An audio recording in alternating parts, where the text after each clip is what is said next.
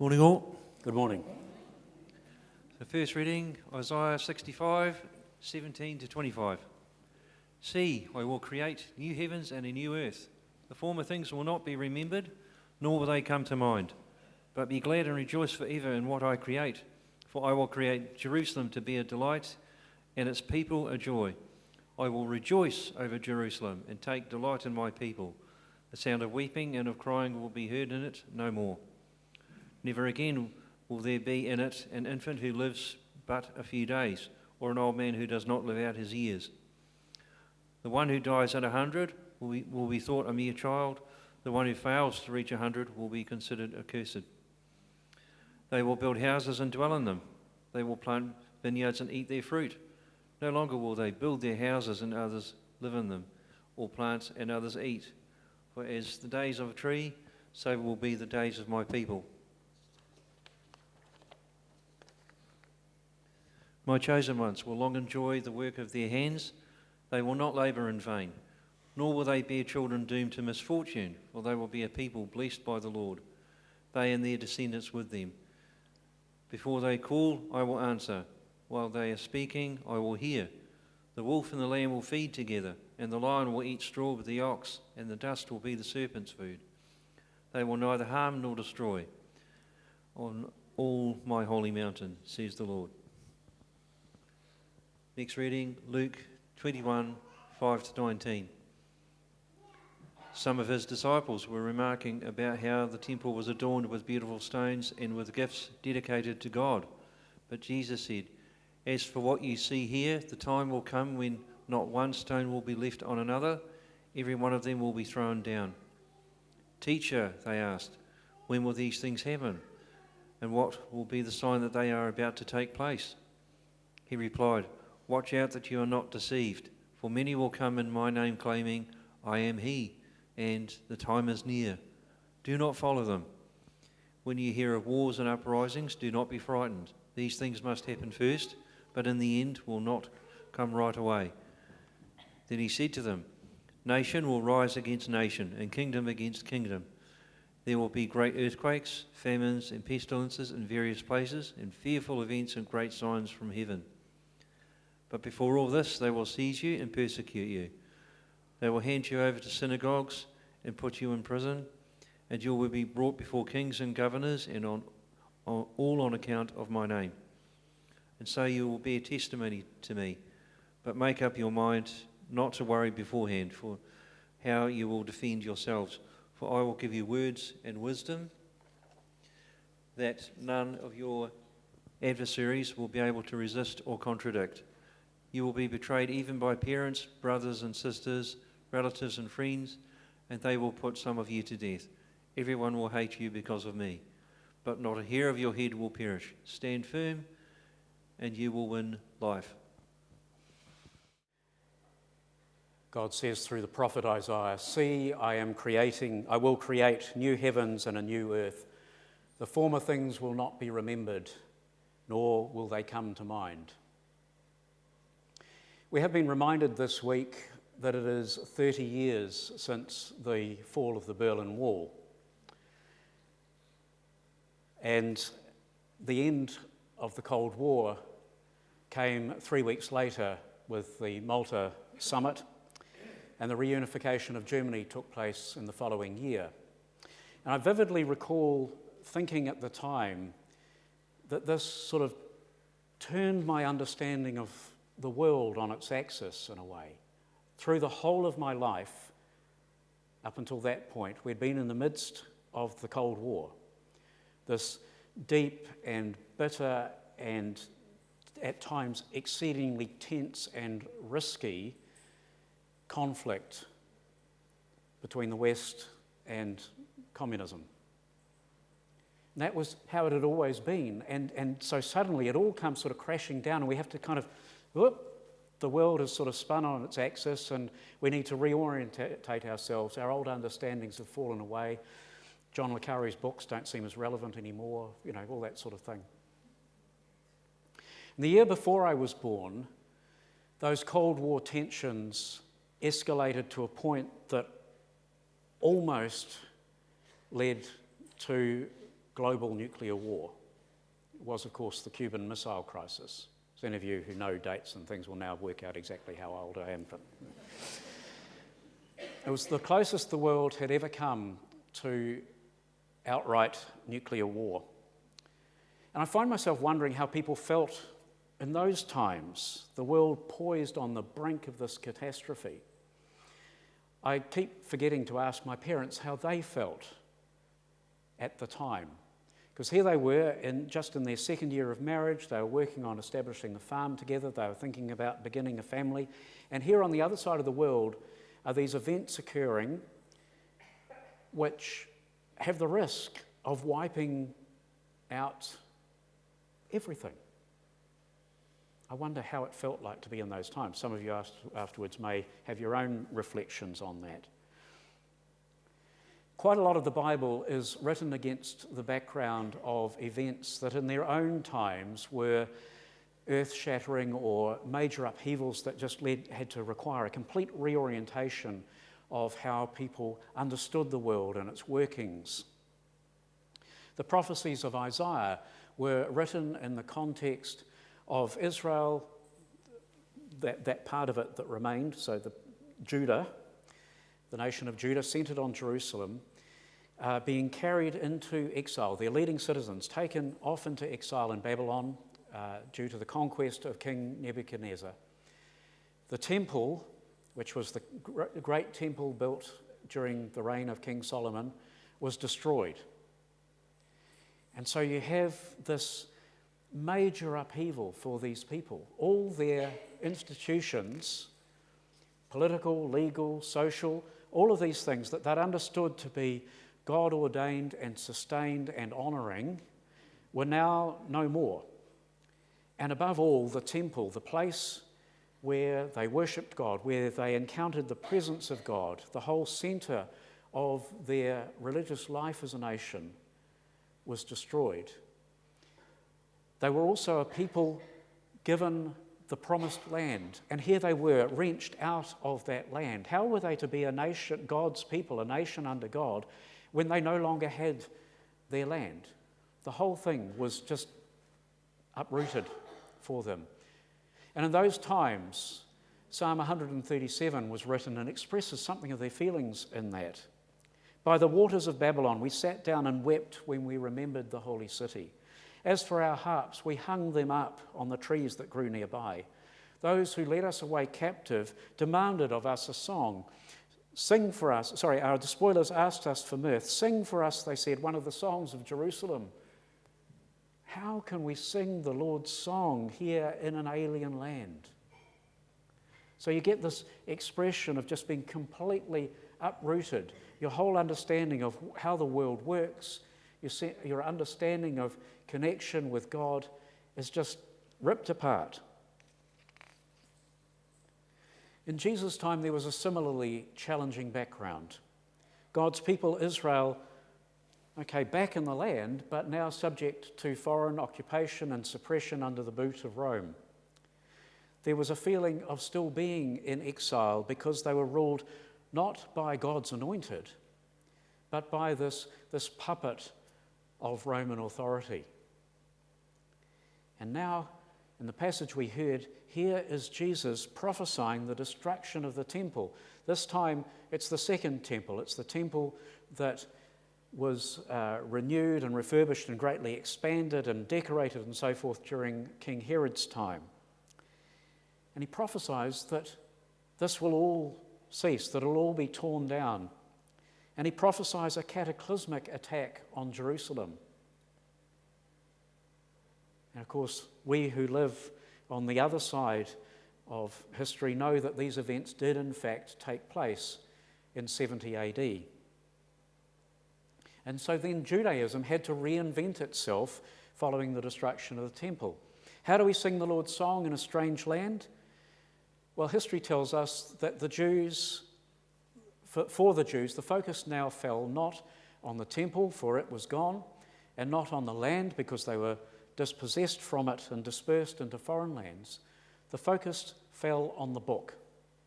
This was the period post the destruction of Jerusalem that they ended up fixing, if you like, the canon, the body of Scripture, the Hebrew Scriptures, and translated them into the common tongue of the known world at that time. They translated them into Greek. And that Greek version we call the Septuagint for historical reasons I won't go into. It's a side issue.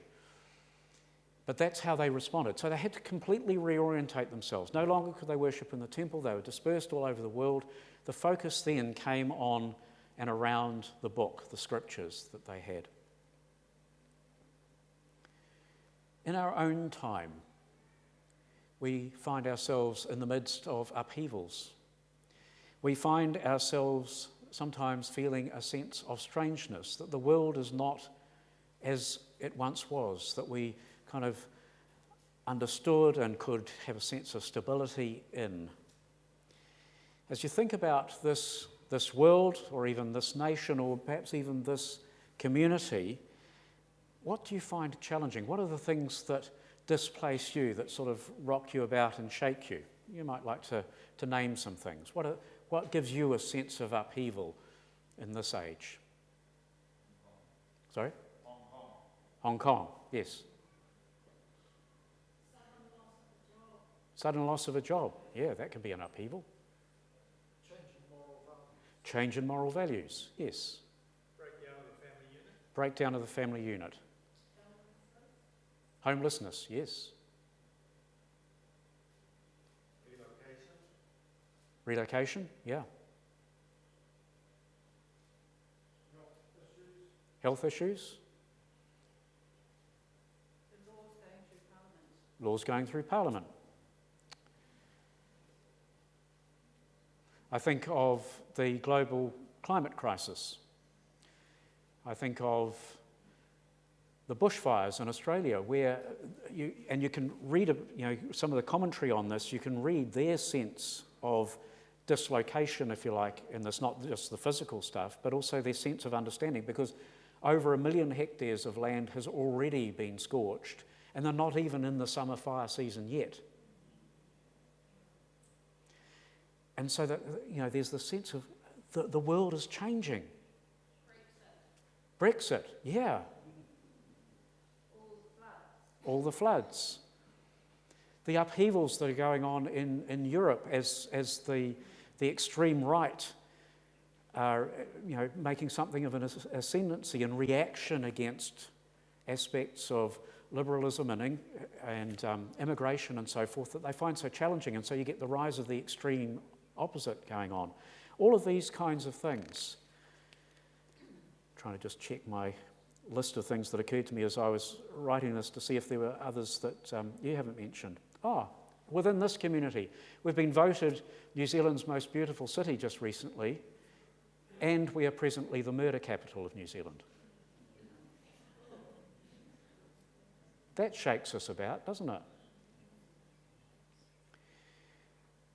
I think you got the rest of my list. Renewed tension about our nation's history. Starts to, where are we? Where do we fit? How do we make sense of all of this?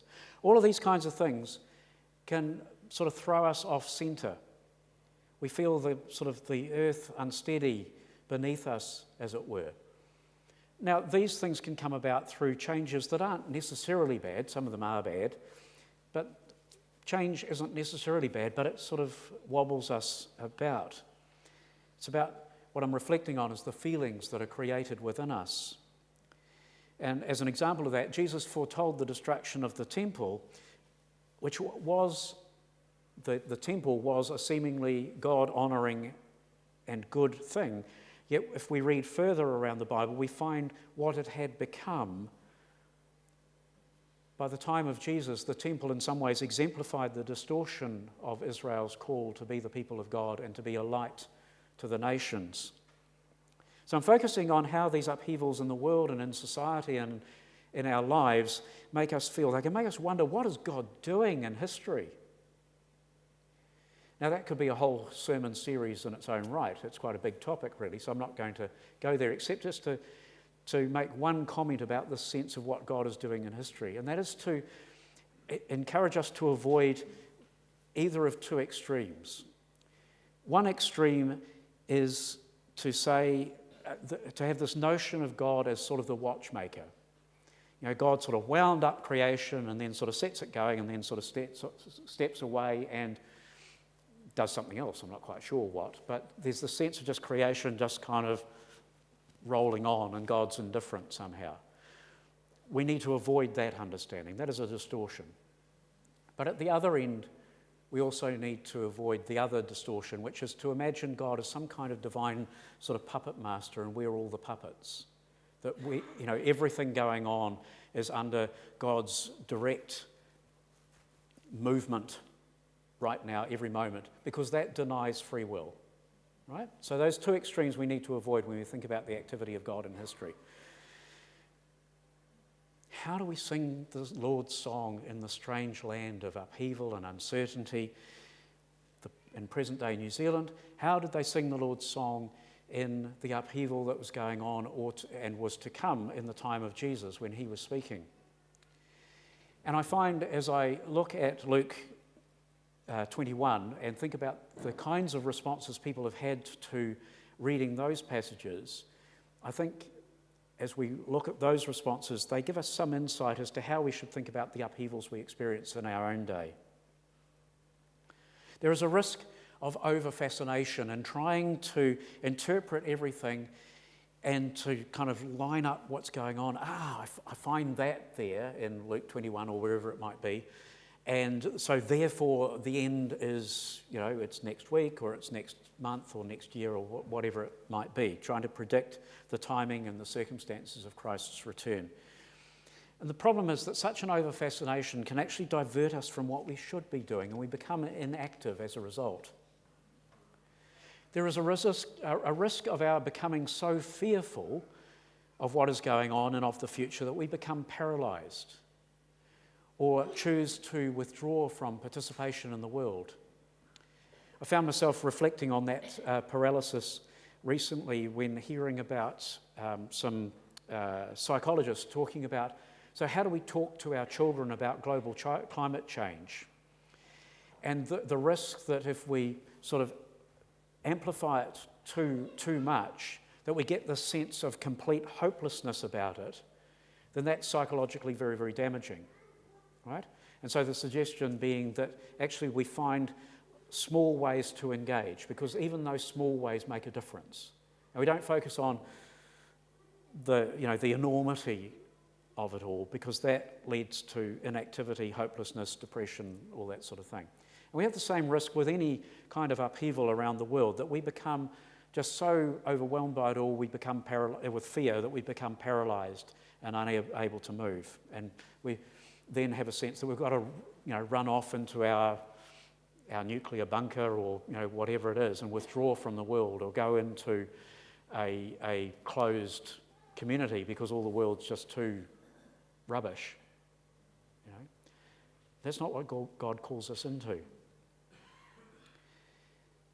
Or it could seem just all too big, too hard, and too difficult to know what to do, so I know, genius answer, I'll do nothing. Because it's all too hard, and what difference can I make anyway, I don't think that's the right kind of response either. There's the risk of avoidance and indifference. So long as what is going on doesn't affect me directly, I'll not engage. Or another manifestation of that is, I'm okay, I'm saved. That sort of individualised sort of attitude. We can be just too comfortable. Now, I want us all to be saved, to be assured of that, but that shouldn't mean that we then disengage, because actually what we enjoy is intended for all who would accept it, and others need to be invited into it as well. So let's not feel, I'm okay, Jack, the rest of you can go to hell, to put it glibly. So what response is suggested by Jesus? As we look at Luke 21, we see that Jesus deflected the wonderings of his disciples. So the question was not so much about signs and explanations, but rather about the disciples and our own journey of faith in the midst of the upheavals and the uncertainties, all these distractions and divisions and conflicts and so forth, what does our own journey of faith look like in the middle of that? Not avoiding it, not ignoring it, in the middle of it, what is our journey of faith to look like? Part of our own journey of faith needs to involve being prepared, being aware of what might occur, and Jesus gives warnings about what might occur, and appreciating the place that these upheavals have. I'll come to something of perspective towards the end. It's easy for us to over-magnify them and to become so caught up in them that we lose perspective. We need to keep the big picture very much in mind. But be prepared and know that these things will happen. And so there can be faith and, in a sense, acceptance in the midst of it. We need to place our whole trust in God. But we do so knowing that our trust in God testifies to a life which is different from the values of the world, and that's going to bring us into conflict. Persecution, which at this stage we only get in a really small way in New Zealand relative to some parts of the world, which actually makes a wondering about whether we are not distinctive enough. Just a little sidebar wondering there. But persecution comes about, is to be expected, because what this is all about is a change in regimes. Christ is Lord over all, Lord of all peoples, all the world. And there are others who don't want that to be the case and react. And so if we align ourselves with Christ and live with Christ as Lord of all, then we will find ourselves in conflict with, and it need not be a kind of capital C conflict, but bumping up against, there'll be tension in our relationships with those who place their trust and allegiance in another Lord, lowercase l. So if we're faithful to the Lordship of Christ, then we find ourselves in the firing line. We should expect it. So we need to take comfort and courage from Jesus' words and promises. He can be trusted for what he says is true. A little illustration of that is the fact that here he foretold the destruction of Jerusalem and its temple, and it did indeed take place. And he's made promises which are much bigger than that, and thankfully happier than that as well. He can be trusted for those promises about our ultimate destiny, to which I will come to again in a moment. Our own journey in the midst of upheaval necessitates our tuning into God. We need to be constantly transforming our hearts, our minds, our wills into the ways of God. And we do that through prayer, through intentional engagement with God, our speaking and our listening. Prayer is a dialogue. Really important to remember that. Prayer involves our speaking and our listening to God, and also through our deep engagement with Scriptures and opening them not to inform our minds, although that's useful, but so that they transform our hearts and wills. We come to the Scriptures with open hearts, saying, God, what are you saying to me in this, and how do you want me to respond, rather than an attitude that says, oh, how interesting. And we need to be at work. We should never be weary of doing what is right, never tire of working for that way of abundance and peace that God has promised. But big picture, in the end, our perspective in the midst of upheaval and uncertainty is given by the unfolding of God's plan from beginning to end. And this is illustrated for us in the Isaiah passage we heard.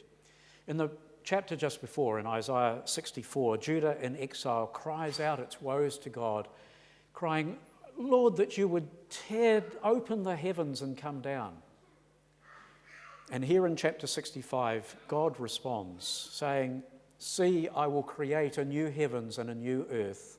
The former things will not be remembered, nor will they come to mind. And he goes on to say that for those looking in distress on the destroyed city, there is reversal coming, with a picture of it being created a delight and its people a joy.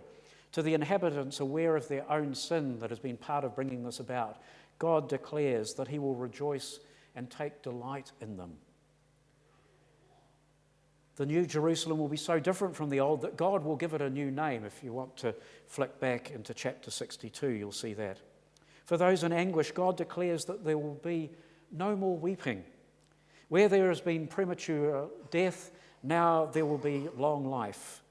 Enemies will no longer uproot people from their homes, from their land, from being able to enjoy the fruit of their labours.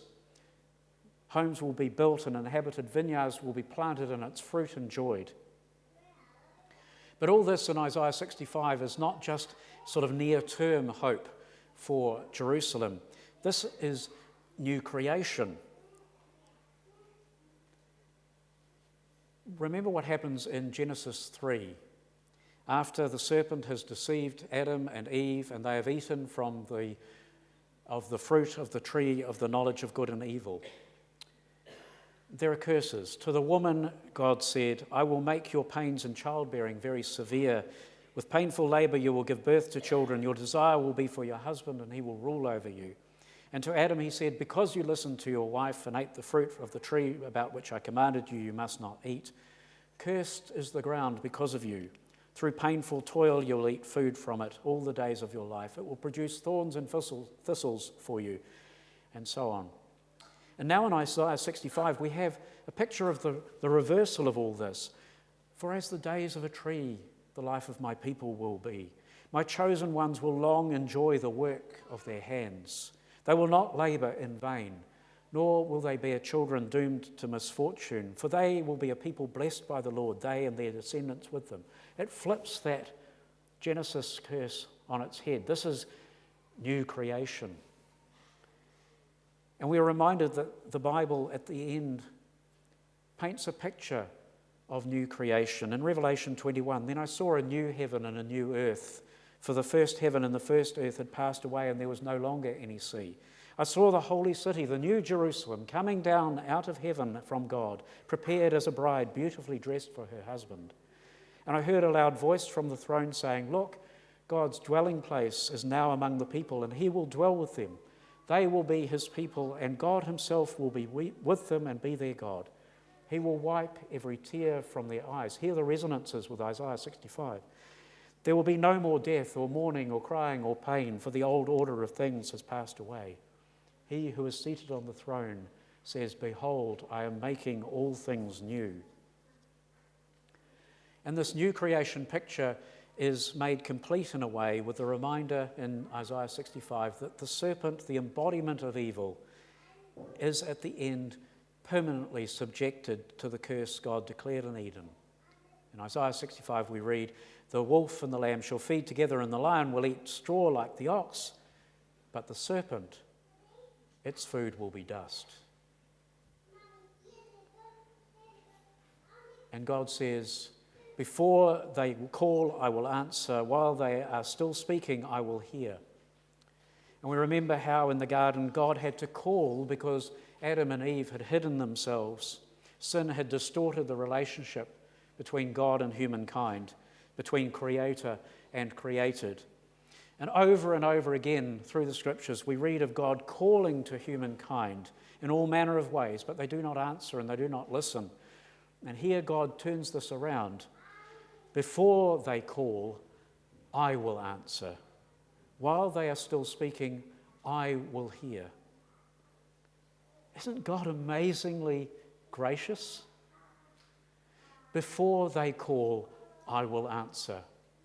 Before they have finished speaking, I will hear. God's saving, redeeming, recreating work does not depend on our goodness or perfection. God's recreating work does, however, call us to respond in gratitude and in love, in worship and in service. God's utter loyalty to his creation means that he will put everything right at the last. And when his human creatures trust his loyalty, they will in turn be assured that they will be part of his future. We approach the upheaval and uncertainty, the things that shake us about, confident because we have an attitude of trust, because God loves his world. For God loved the world so much that he gave his only Son, that whoever believes in him should not perish, but have eternal life. Amen.